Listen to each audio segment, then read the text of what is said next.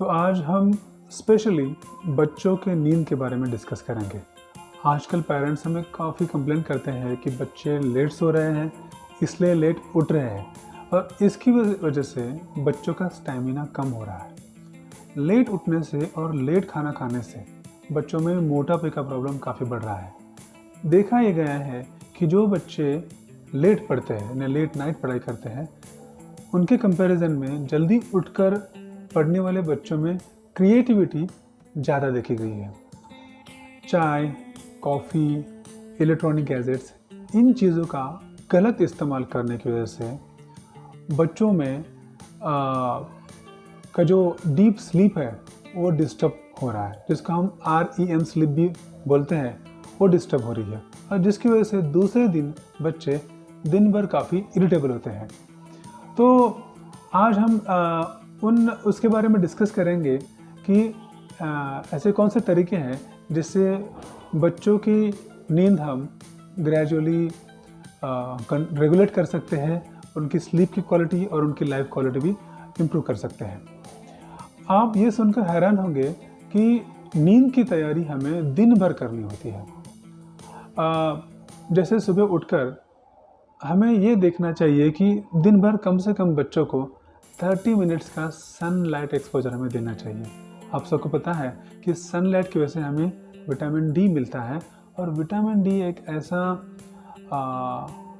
ऐसा जीवन तत्व है जो हमारे बॉडी की काफ़ी एंजाइम्स को रेगुलेट करता है और हमें एक वेलनेस के लिए हेल्प करता है। तो अगर हमें अच्छा सनशाइन मिलेगा तो हमारे वेलनेस में और हमारे नींद में वो हेल्प करेगा। और सुबह उठने के बाद अगर हो सके तो बच्चों को वर्कआउट, जो बड़े बच्चे हैं, वर्कआउट या एक्सरसाइज का कल्चर हमें लाना चाहिए, जिससे जो बच्चों का बॉडी है वो थोड़ा रिसाइलेंट होगा या रिजुनवेट होगा और वो चीज़ इनडायरेक्टली उनके नींद में हेल्प करेगी। हमें पता है कि जो हमारी अर्थ है या पृथ्वी है उसमें काफ़ी इलेक्ट्रोमैग्नेटिक वेव्स होते हैं और अगर हमने जो बैरफुट चलने का कल्चर, यानी कम से कम कुछ टाइम दिन भर में हमने बैरफुट चलना चाहिए, दिन भर शूज़ पहनना या चप्पल्स पहनना और हमारी बॉडी का बिल्कुल टच ना होना हमारे शरीर के लिए ठीक नहीं है। तो बैरफुट चलने का कल्चर हमारे बच्चों में हमने लाना चाहिए और इस पृथ्वी की ऊर्जा का ऐसा कहा गया है कि हमारे शरीर के वेलनेस के लिए और हमारे नींद के लिए भी काफ़ी हमें उसका हेल्प होता है या हमें उससे मदद होती है। मैंने आपको वर्कआउट के बारे में बोला, तो ये वर्कआउट सुबह करना काफ़ी अच्छा है, लेकिन अगर वही वर्कआउट 6 बजे के बाद अगर बच्चों में हम कराएंगे तो उससे उनका बेसल मेटाबॉलिक रेट बढ़ता है, बॉडी वार्म हो जाती है और ये चीज़ उनके नींद को डिस्टर्ब कर सकती है। तो वर्कआउट जितना हो सके शाम के टाइम आप मत करिए। फूड के बारे में बोलना चाहूँगा कि शाम के टाइम जितना हो सके घर में लाइट खाना रखिए, जैसे सिंपल सलाद या पूरी या सिंपल सा दाल राइस या वेरी लाइट सब्जी, इस तरह का खाना अगर हम करेंगे तो हमारा डाइजेशन ठीक होगा और रात को गैसेस या पेट दर्द, इन चीज़ों से बच्चों की नींद डिस्टर्ब नहीं होंगी। जो डीप फ्राइड आइटम्स है, चाइनीज़ आइटम्स है या फिर बहुत स्वीट आइटम्स है, उनको रात को हमें बहुत अवॉइड करना चाहिए क्योंकि वो डाइजेशन डिस्टर्ब करता है और बच्चे की नींद को ख़राब करता है। शाम के टाइम जितना हो सके बच्चों को इलेक्ट्रॉनिक गैजेट से दूर रखना चाहिए और बहुत इंपॉर्टेंट पॉइंट बोलने जा रहा हूँ कि कैजुअल टॉक का कल्चर घर में लाना चाहिए, जो आजकल बहुत कम हुआ है। रात को सोने से पहले घर के फैमिली मेम्बर्स ने साथ में आके इनफॉर्मल टॉक करना चाहिए। आप सुनकर हैरान होंगे कि कैजुअल टॉक या इनफॉर्मल टॉक एक मेडिटेशन की तरह काम करता है। वो हमारे माइंड को बहुत रिलैक्स मोड में लाता है। एक इनफॉर्मल टॉक, आप कैसे हो, हाउ इज़ योर लाइफ, आपका दिन कैसे गया, ये चीज़ें बहुत ज़रूरी होती है। आपकी सिस्टर के साथ, आपके पापा के साथ, मम्मी के साथ, यानी घर में ये अगर कैजुअल टॉक का कल्चर रहे तो उससे मन शांत होता है, एक इमोशनल लेन देन होती है और हमें रात को नींद में हेल्प होती है। तो ये चीज़ अगर हम करेंगे तो डेफिनेटली स्लीप की क्वालिटी हमारी बढ़ेगी। रात को बहुत बार ऐसे होता है कि बच्चे कुछ नया नॉलेज लेने के लिए शाम के टाइम यूट्यूब पे कुछ वीडियो देखते हैं, कुछ चलो हिस्ट्री चैनल देख रहे हैं, कोई डिस्कवरी चैनल देख रहे हैं, लेकिन कोई वीडियो से कोई नॉलेज एक्वायर करने से हमारा ब्रेन थोड़ा लेज़ी होता है, उसका जो थिंकिंग पावर है कम होता है। तो उसके अगेंस्ट हम ऑडियो बुक सुनने का कल्चर अगर हम बच्चों में लाएँ, ऑडियो बुक्स बहुत सारी अवेलेबल है, यूट्यूब पे अवेलेबल है, गूगल पे अवेलेबल है, अलग अलग ब्राउज़र प्लेटफॉर्म पे अवेलेबल है, वो आप डाउनलोड करिए और वो सुनने की जो कल्चर है बच्चों में लाइए, जिससे बच्चों का हियरिंग कैपेसिटी बढ़ेगा, उनका इमेजिनेशन पावर भी बढ़ेगा। तो सोने से पहले ऑडियो बुक सुनने से भी काफ़ी हेल्प होती है और जिससे उनके नींद में भी डिस्टर्ब नहीं होगा, इनफैक्ट कुछ अच्छे विचार उनके नींद में आएंगे। जर्नल राइटिंग या डायरी लिखना ये बहुत पुराना कल्चर हमारे देश में था, लेकिन अभी कम हो गया। काफ़ी बच्चों में अगर हमने जर्नल राइटिंग या डायरी राइटिंग का अगर हमने वो हैबिट रखी तो दिन भर की जो उनकी एक्टिविटीज़ है वो लिखेंगे, उसके ऊपर वो इंट्रोस्पेक्ट करेंगे, चिंतन करेंगे और उनको उनकी गलतियों का एहसास होगा या कुछ उन्होंने चीज़ अच्छी की है उसको एक्सेल करने की कोशिश करेंगे। तो एक पॉजिटिव माइंडसेट के साथ वो बेड में जाएंगे, जिससे उनको काफ़ी हेल्प हो सकती है। और ये हो गया उस दिन के बारे में। अगर नेक्स्ट दिन के बारे में जो टू डू लिस्ट होती है, यानी कल मुझे सुबह उठ कर ये करना है, आफ्टरनून को ये करना है, शाम को ये करना है, ये छोटा सा टू डू लिस्ट अगर उन्होंने बनाया तो उनका सबकॉन्शियस माइंड एक्टिवेट होता है और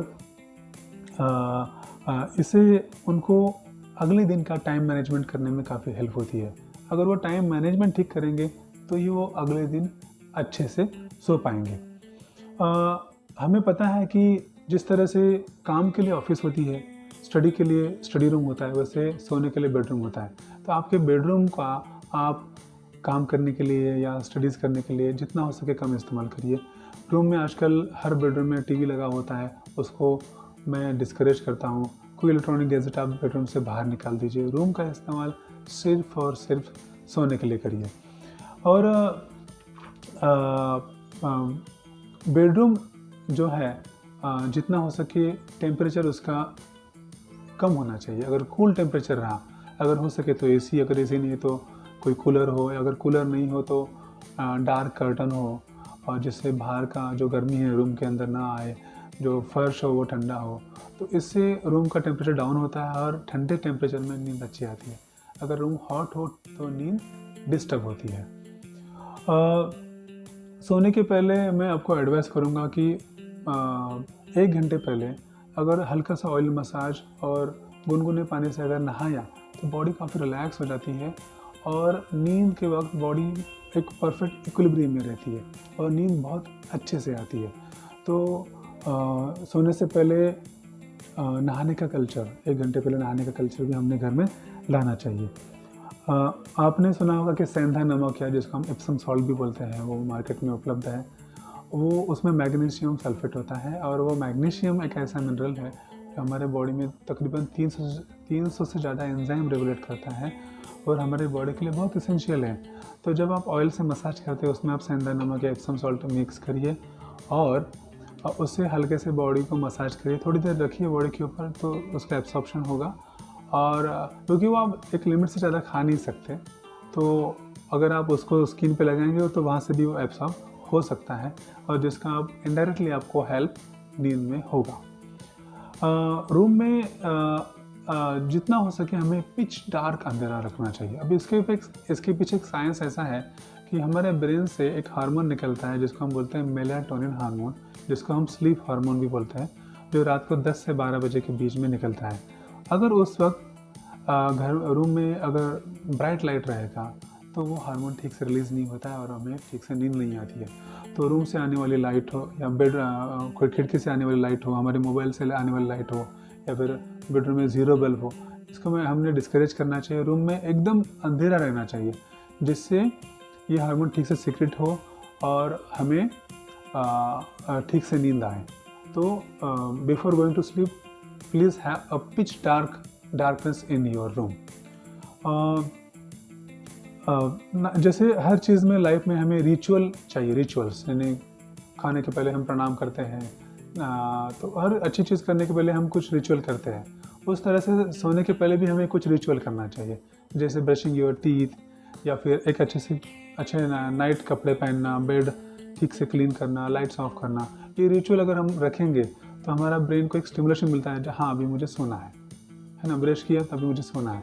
तो ये रिचुअल जब हम लाते हैं तो हमारे ब्रेन को सिग्नल मिलता है, बाकी कुछ भी हो लेकिन ब्रेन एक एक्टिवेट होता है कि अभी नींद का टाइम हो गया है। तो रिचुअल्स आप एक रूटीन फॉलो करने की कोशिश करिए।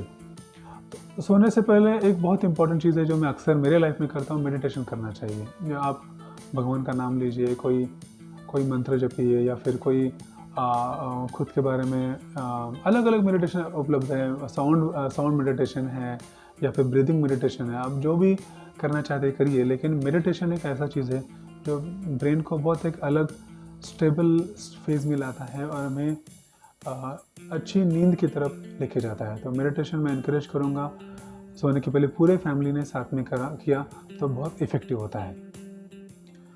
और कुछ ऐसा पॉइंट है जो इम्पोर्टेंट पॉइंट है ये कि हमारा लाइफ बहुत फास्ट हो गया है। हमारे बहुत सारे सेलिब्रेशन होते हैं, पार्टीज़ होती हैं, बर्थडे पार्टीज़, हमें बहुत सारे लोगों को फ़ोन करने होते हैं, और या लोगों को हमें फ़ोन करना होता है। हम लोगों को ना नहीं बोल सकते कि भाई नहीं मुझे अभी मैं थक गया हूँ, मुझे नींद की ज़रूरत है, तो हम ना नहीं बोलते हैं। इसकी वजह से होता है कि हफ्ते में कम से कम 7 में से 3 से 4-5 दिन हम unnecessary calls, unnecessary parties, unnecessary celebration में बिज़ी हो जाते हैं। तो इससे हमारा जो नींद का टाइम है क्रॉस हो जाता है, रात का 12-1 बजे तक चलता है, फिर आपका नींद डिस्टर्ब हो जाता है। तो इससे होता यह है कि दूसरे दिन का जो आपका पूरा टाइम टेबल शेड्यूल ख़राब होता है। तो सेलिब्रेशंस हो, पार्टीज़ हो, महीने में 1-2 बार ठीक है, या कुछ इम्पोर्टेंट कॉल्स है उसको भी टाइम लिमिट में बोलना चाहिए। अगर ये हम फॉलो करेंगे तो हमारा टाइम मैनेजमेंट ठीक होगा और हमारा एक स्लीप भी अच्छे से रेगुलेट होगा। देखिए, जो आपने पावर ऑफ हैबिट्स बुक पढ़ा होगा, जिसमें ऐसा कहा गया है कि जो हमारा ब्रेन है हर चीज़ एब्सॉर्ब करता है और उसको ऑटोमेटिक स्टेज में लाने की कोशिश करता है। आपने कभी गाड़ी चलाई होगी जो स्टार्टिंग को आप ठीक से नहीं चलाते होंगे, और शायद आज आप हाथ चलाकर भी गाड़ी चला लेते हैं, हाथ छोड़कर भी गाड़ी चला सकते हैं कोई लोग। क्यों होता है? क्योंकि वो जो स्किल है ब्रेन के अभी हाइपोथैलेमिक ब्रेन यानी डीप में चला गया है। बार बार करने की वजह से वो डीप में चला गया है और ऑटोमेटिक सिस्टम बन गया है। हम गाड़ी चलाना भी हमारे लिए कोई डिफ़िकल्ट बात नहीं है। किसी को साइकिल चलाना, किसी को कुछ खाना बनाना, it has become a habit. उसी तरह से स्लीप एक स्किल है। जब मैंने आपको इतने सारे पॉइंट्स बताए, तो ज़रूरी नहीं कि आपको सब फॉलो करना है। आपका खुद का अलग शेड्यूल है, बच्चों का अलग शेड्यूल है, तो आपके फैमिली के हिसाब से आप इनमें से कुछ पॉइंट पिकअप करिए, एक हैबिट बनाने की कोशिश करें, बार बार इस्तेमाल करिए, जिससे ये होगा कि वो एक ऑटोमेटिक मोड में जाएगा और एक आपकी लाइफ का पार्ट बनेगा। आपकी नींद बहुत अच्छी क्वालिटी की होगी और इनडायरेक्टली आपकी लाइफ भी अच्छी क्वालिटी की होगी। आशा करता हूँ कि ये वीडियो आपको हेल्पफुल रहा होगा। अगर आपको पसंद आया होगा तो आप शेयर करिए और हमारे चैनल को सब्सक्राइब करिए। धन्यवाद।